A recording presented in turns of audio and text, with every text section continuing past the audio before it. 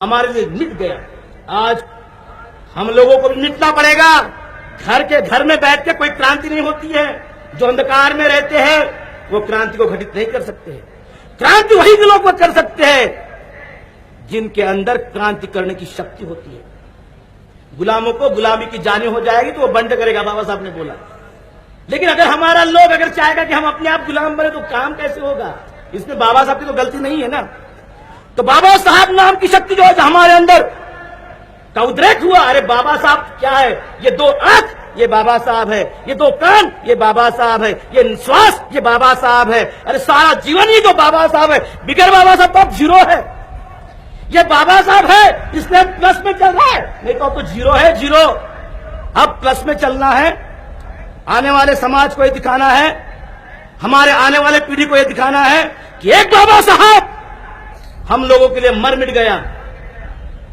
एक बाबा साहब सारी जिंदगी इस समाज को बनाने के लिए अपने पेट को काटते रहा। बड़ी दुख की बात होती है, कभी कभी हमने तो क्रिटिसाइज नहीं करना चाहिए, लेकिन ऐसे हो गया है समाज के अंदर कि आज समाज में लीडर लोग समाज का पेट काट के अपना पेट भरते। एक बाबा साहब था, अपना पेट काट के समाज को बनाया, और इन्हीं लोगों ने जिन्होंने बाबा साहब के बाद में आए समाज का पेट काटा और अपना पेट भर दिया। बड़ी दुख की बात होती है। लेकिन आज इस धम्म दीक्षा को साक्षी रखकर, इस बाबा साहब की और भगवान बुद्ध की फोटो को साक्षी रखकर आपको कहना होगा, हे बाबा साहब 47 साल तक हमने गलती की, माफ कर देना। हमने बहुत भूल करके रख दिया था। तेरे नाम पर तो हमने खाया पिया, 3 वक्त की रोटी मिलती है, अच्छा घर मिल गया है, अच्छा कपड़ा मिल गया है, हर कुछ अच्छा हो गया है। आज तेरी कसम खाते हैं, तेरे समाज की कसम खाते हैं, तेरे मिशन की कसम खाते हैं, और तेरे आंसुओं की कसम खाते हैं। अरे बाबा साहब रोता था, जानते हैं ना आप लोग, रोता था समाज के लिए कि क्या होगा मेरे समाज का। आज हमको भी रोना है समाज के लिए, मर मिटना है समाज के लिए। जो हमारे अंदर जो फ्रैक्शंस है उसको सबको इकट्ठाना होगा, तभी हम अपने बाबा साहब के स्वप्न को, प्रबुद्ध भारत को प्राप्त कर सकते, उसको हम बना सकते हैं।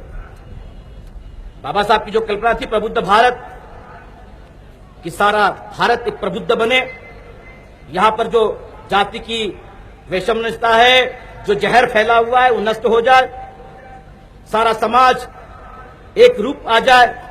और इसलिए संविधान के प्रियम्बल में लिखा कि न्याय, बंधुता, एकता और भ्रातृत्व, justice, liberty, fraternity and equality.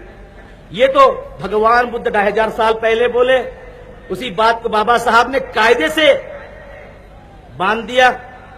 आप लोग जानते हैं कि नहीं जानते, मुझको नहीं मालूम। जापान की जब पहला संविधान बना, जापान का पहला संविधान 5वीं शताब्दी में, तो उनका संविधान का पहला आर्टिकल क्या था? हम जापान के लोग बुद्ध, धम्म और संघ के शरण में जाते हैं।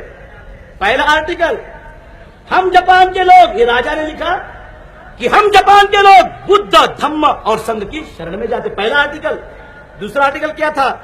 इस जापान को चलाने के लिए प्रेम, मैत्री, करुणा, समता, न्याय, बंधुता की आवश्यकता है। ये भगवान बुद्ध को हम साक्षी रखकर इसको मानते हैं। ये दूसरा आर्टिकल बात है। और तीसरा आर्टिकल क्या है कि भगवान बुद्ध ही हमारे देश का प्राणवायु है, प्राणवायु है हमारे देश का। ये वहां का संविधान बोलता है। आज हम